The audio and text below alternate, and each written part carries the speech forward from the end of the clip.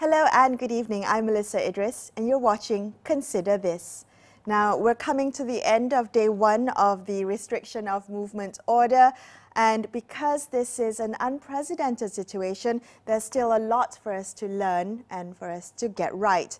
Now, how well Malaysia is able to flatten the curve all depends on how willing we are to sacrifice our individual conveniences and our social pleasures in order to save the life of others. Now, tonight on the show, let's reconsider some of our actions with the help of health experts. Joining us on the show tonight, we have Dato Dr Amar-Singh, Senior Consultant Paediatrician. Good evening, Dr. Amar. Thank you so much for joining us this evening. Now, yesterday, we recorded our third consecutive day of three-digit increases in COVID-19 cases. Based on this trend, Dr. Amar, could you talk to us a little bit about the projected trajectory that this outbreak will likely take in Malaysia? Yes, Melissa. If you look at our curve, our growth in coronavirus, the COVID-19 detection here, in the last 1 week, we've moved from 100 plus to 600 plus. That's quite a spectacular increase. We are generally, at the minimum, following doubling every 3 days. If we follow this curve, by the end of this week, we're going to be 1,000. By the middle of next week, we'll be 2,000. And by the end of next week, we'll be 4,000. And what's even more frightening, by the first week of April, we'll be 10,000. So we can expect to see a dramatic rise in the number of COVID-19 cases that we're going to see in the country. All this, of course, depends on how many people we test. Okay. If we change our testing strategy, then this number is not going to show, even though it's happening in the community. I want to talk a little bit about testing in just a bit, but you said that by the 1st of April, we're looking at numbers of up to 10,000 cases of COVID-19. I mean, how is that possible, Dr. Amar? Because this restriction of movement order, this is for 2 weeks, right? And the idea of putting this order in place is to curb the spread of the virus. Now, is it likely that based on these projected numbers that this order won't work? Or is it likely that we are looking to extend this restriction order? Yeah, I think what people don't recognize is there's a 2 to 4 week lag in this virus. And that's the damaging thing. If this virus hit someone and then they got very ill and, quickly, we could control it. But because you're asymptomatic for a while and then you get ill, and not everybody gets ill. So it takes 2 to 4 weeks before we see a way for people who get ill. And even worse, there's another 2 to 3 weeks before the ill person actually dies, which is why there's a lag for our deaths right now between the number of cases detected. So I think we're not going to stop this growth to 10,000 with the current lockdown. Is to continue that lockdown for another maybe 4 to 6 weeks, maybe even up to 2 months before we will actually, be able to get a hold on this virus and its spread. Coming back to the testing that you mentioned just now, could you elaborate a little bit, Dr. Amar, on what you meant by the testing? Okay, I think that currently the policy of the Ministry of Health here in our country is to test symptomatic contacts. Early on, they were testing people who came into the country from at-risk nations, then who had fever or had some symptoms, they tested them. Now they're testing people who are positive and their contacts who are symptomatic, which means have fever or some respiratory symptoms. We are not testing people who are asymptomatic. And if you look at the data from both China and Italy, a large percentage of the people who get infected are asymptomatic. It's between 50 to 80%. And these are the individuals who actually may be in a position to spread. More and more people are coming to believe that the people who are pre-symptomatic before they develop symptoms or asymptomatic, don't develop symptoms, are the ones who are very likely to spread it. And many of them are actually younger individuals. Should we be testing the people who are asymptomatic? I think it entirely depends on our testing capacity. If we were South Korea, yes, that's a South Korea strategy. They tested as many people as possible, tested all the contacts. But just imagine, for one person who's positive, quite often they're between 30 to 60 people they've been in contact with before we discovered this positive. So that's testing 30 to 60 people. That's a lot of testing to do. I think we can do it if we have the kits, but I don't think we have the testing capacity in our country. Can I come back to the number of projected cases? This projected trajectory of this outbreak, 10,000 cases likely by the end of these 2 weeks. Now, what does that mean, Dr. Amar, for our hospital capacity? Yeah, all right. So I think this mass exodus that we've had is very counterproductive. It's totally against all that the Ministry of Health has been trying to achieve by having some restricted movements.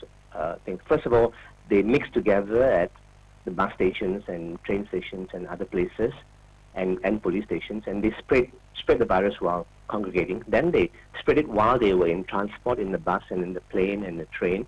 And then finally now they're spreading it to their rural communities, their villages and their towns.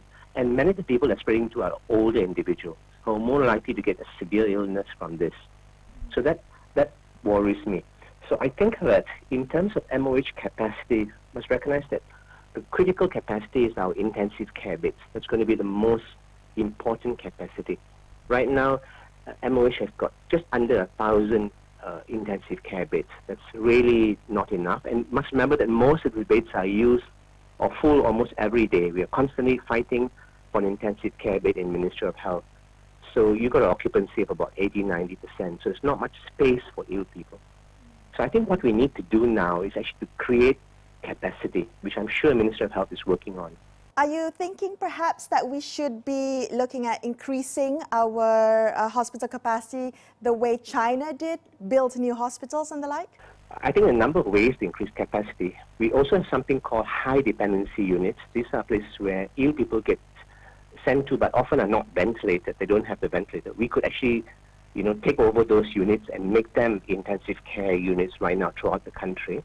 Secondly, we could look at private hospitals, and we could do what Italy did, which is, take them on board, put them under the Ministry of Health, and use all their intensive care beds as well. But the third thing, I fully agree with you, what I've been advocating today, and I think many of us are thinking as well, we need to put in today the building of makeshift intensive care units throughout the country. And this cannot be just the Klang Valley. It's got to be spread out at 5 or 6 places in the country, because we've got to anticipate. If in April we have 10,000 cases, then probably by end of April we're going to get a lot of very ill individuals who need intensive care. All right, I'm just processing all the information that you've just told us, Dr. Amar, everything about the projected numbers of cases, about the time lag between deaths, about the current capacity of the intensive care beds that we have at the moment. Now, my question is, what can we do now to mitigate the worst of this? Because we still have time. So what can we do now? I think the first thing is, I've been looking at social media and stuff. I think we should stop the blame game. There's too much, energy being spent on politics and blame game. I think all of us need to stop that thing. The second thing I think is that we must work together. This epidemic will not be stopped by a change in behavior of 30 or 40% Malaysians. It will be stopped by a change in the behavior of more than 90% of Malaysians. And we know the behavior we need. Stay at home, don't go out too much, don't mix with other people, don't congregate, break the transmission chain. That's what we need to do right now. But we can see from images and videos that people are still wandering around. So besides the blame game, the step number 2 is very important. We need to all cooperate to restrict the transmission of this virus. But I think we can do more than that. I think we need to get together as Malaysians, work with corporate bodies, work with people who've got resources and are richer, and actually support the health system. We need a lot more personal protective equipment like masks and gowns and protective equipment.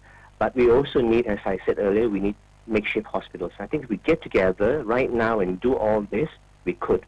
But step number 2 is the critical step. That is what people are calling social distancing, but increasingly more of us are using the word physical distancing.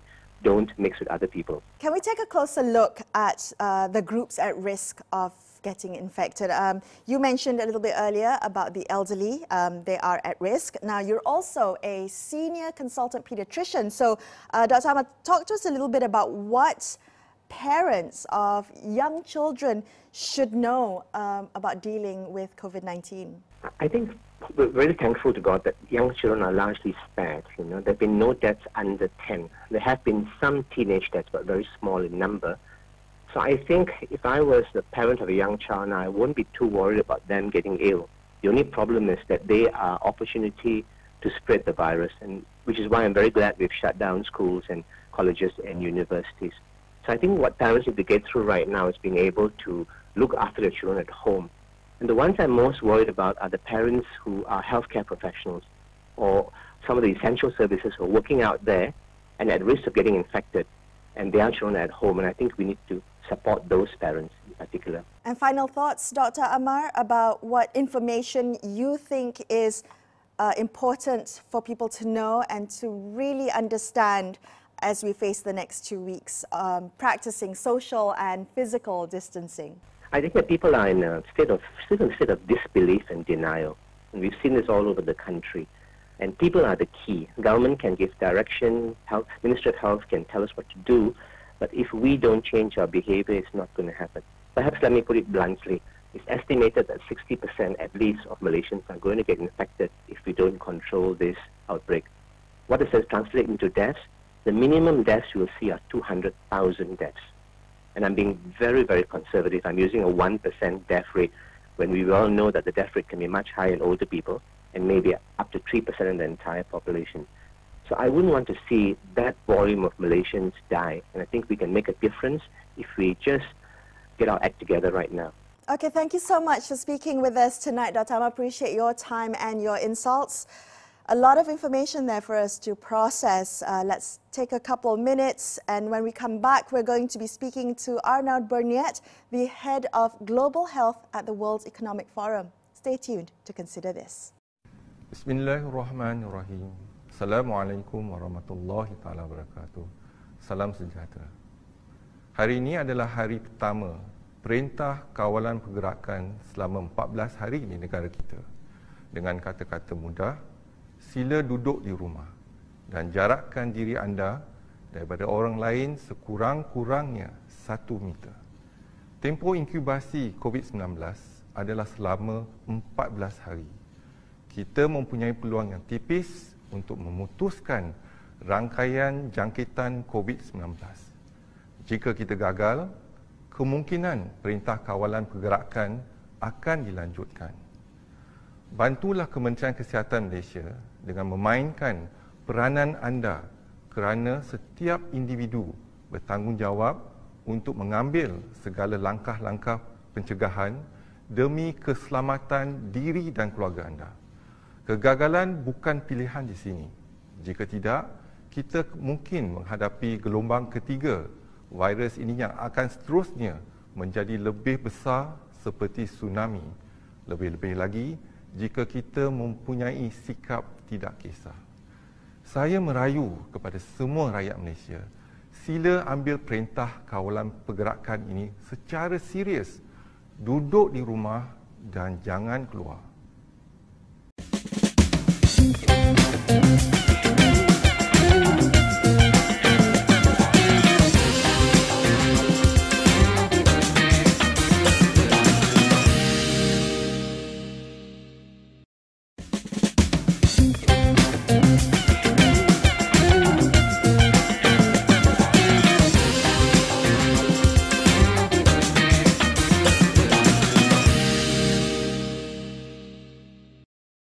Welcome back to Consider This. I'm Melisa Idris. Governments around the world are scrambling to fight the coronavirus pandemic, but it should not be the responsibility of governments alone. What can businesses do? How can they contribute? Now, we need all hands on deck to fight this, including the resources and ideas of the private sector. Joining us via Skype from Geneva, from the World Economic Forum, we have Arnaud Bernaert, who is the head of Shaping the Future of Health and Healthcare from the World Economic Forum. Good evening, Arnaud. Welcome to the show. I'd like to begin with your assessment on the global response to the COVID-19 outbreak. How would you rate how the different countries have responded to the pandemic? Well, I think what we have seen happen is that people are learning by the day, and it's so new as a situation. I think the world has learned the hard way that you need to react with speed, determination, courage, and clarity. But that's something that we had to pay the price for that in the learning. We've seen that the response are better coordinated today. We're learning a lot from the experience in China, everywhere in the world. Can you elaborate a little bit about the lessons that we've learned in the past 3.5 months? Well, we learned that no one can react alone. We learned that what's happening in a country may well be happening at the same time in another country under the radar.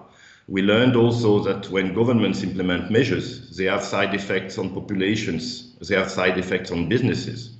But we have seen way too often people acting in the context of their own individual silos. So we learned the hard way that a better coordination mechanism is needed.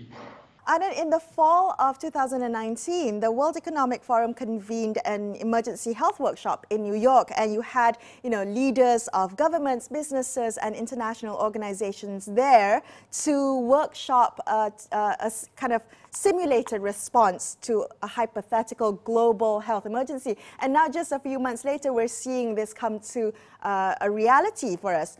Can you share with us, Arnaud, some of those findings and the learnings from that simulated global health emergency? Yes, the workshop was very much organized in different streams of work in a way. How do airline operators have to respond? What do you need to make happen so that supply chain be maintained? How do you communicate to your employees? How do you act in the context of a particular industry that is actually meant to provide access to essential equipment or essential PPE? Pandemic supply chain network has been in force for the past 3 years. We experimented also how the pandemic supply chain network can respond in those types of situations. And are you working with governments and businesses to provide consultation, to provide perhaps advice about those very learnings? I would say both. Both governments and international organizations, civil society, and also the businesses. So I think everything we do is as we connect those different constituents. So absolutely, we work with governments as part of those simulations, and we want to offer our support to governments when it comes to connecting them with businesses. So how have businesses responded to this crisis? I mean, this is not just a problem of governments. I mean, to fight this, we need strong, decisive leadership from the corporate sector as well. So are businesses, particularly big businesses, doing enough to fight the virus?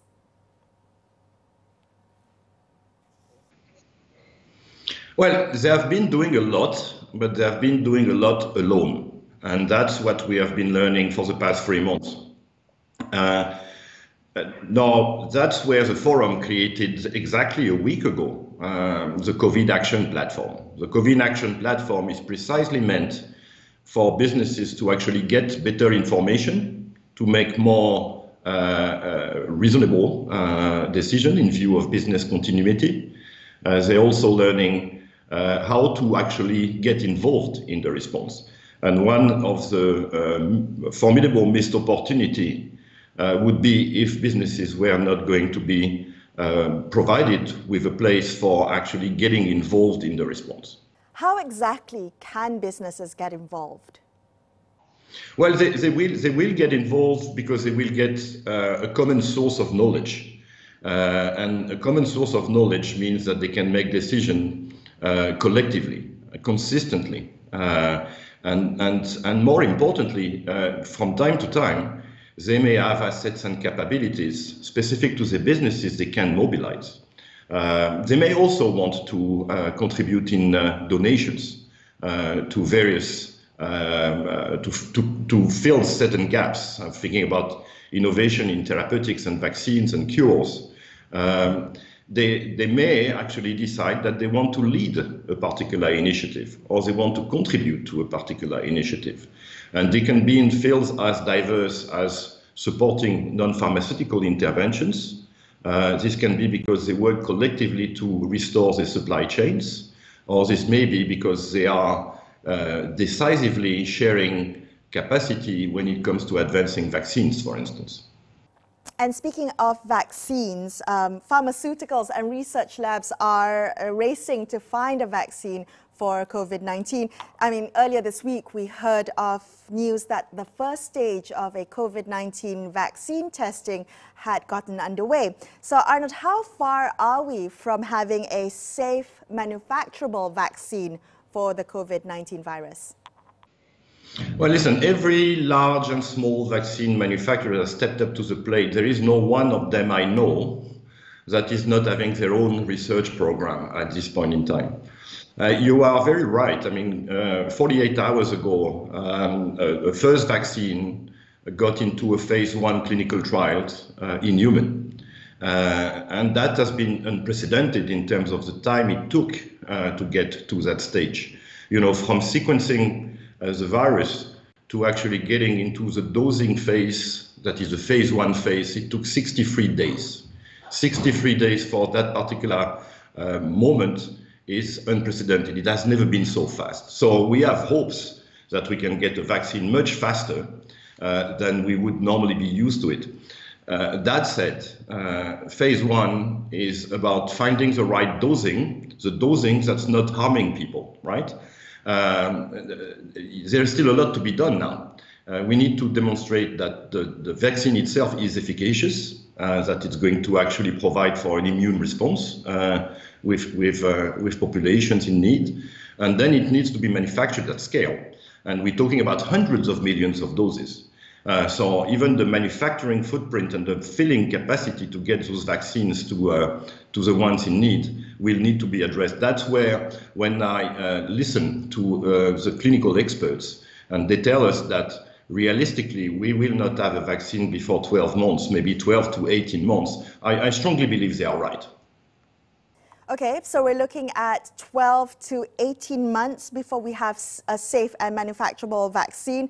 Arnaud, you mentioned just now that it's been unprecedented that a vaccine has been developed so fast, so quickly. Why has it been so fast? Is it just the urgency of this outbreak, or has technology helped speed along the process some way? Oh, yeah, both. Both. Fair to say that, and I'm not going to run a commercial for the particular company that is actually running that trial, but in combination with NIH. But fair to say that they are working on a very, very different novel platform for vaccine development, something that is very new. But also, I think the speed and the mobilization of resources has happened pretty much everywhere. I'm not going to name those large, but all of them are actually moving with speed. So we're talking about private companies developing this vaccine, right? So how are we going to ensure universal and equitable access to a vaccine? That's a very fundamental principle. I'd like to mention that in January 2017, the World Economic Forum launched the Coalition for Epidemics Preparedness Innovation, which is a non-for-profit public-private partnership that is meant to advance research innovation. CEPI, the Coalition for Epidemics Preparedness Innovation, is actually funding a number of those research programs, a number of those vaccines. I mean, the one that is being tested with NIH, the one that went in human 48 hours ago, is actually funded partly by CEPI. So that's very interesting, because when people are partnering with CEPI, when manufacturers or researchers are partnering with CEPI, they commit to CEPI access principles. And the access principles of CEPI are about equitable access and affordability and access to the world, not to a particular country. Finally, Arnaud, you've done a lot of work in this area. Now, in preventing future pandemics, how do we as a society build capacity, build resilience? Well, you know, I think in those types of situations, vaccines are essential, right? So I would say point number one, CEPI needs more money. CEPI needs more money to innovate in new vaccines in peacetime, as opposed to doing that during wartime. So that's, I would say that we will need to ensure that CEPI is properly funded so that they can have multiple candidates vaccine candidates being progressed during peacetime. That's point number one. But point number two, this platform we created to engage the private sector and in partnership with governments and international organizations, the COVID Action Platform, actually may become a permanent instrument for actually businesses to always have access to every possible bit of information that is essential for them to make the best business decisions. Because business continuity, employee protection, is part of the protection of livelihoods. So I think some of the instruments that are being developed today, we should be very careful about not closing them when the situation will be behind us. And we have time for one last question. Now, in these unprecedented, challenging times, businesses, I'm sure, are weighing their longevity and the possibility of their bottom line being impacted by this pandemic against, against how to help. So how do we encourage businesses who are already worried about money to devote more money to fighting the pandemic? Well, actually, you would be surprised. You would be surprised. It's not like we have to motivate them. They are motivated. They're looking for where to go to actually contribute.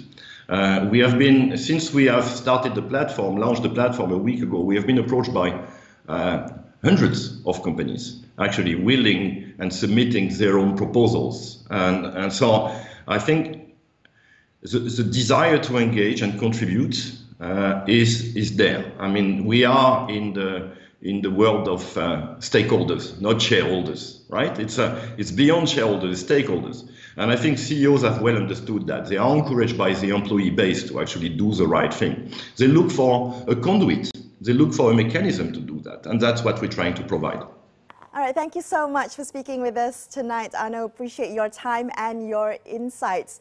I'm Melisa Idris, signing off for this episode of Consider This. I will be back with you same time tomorrow night for another episode.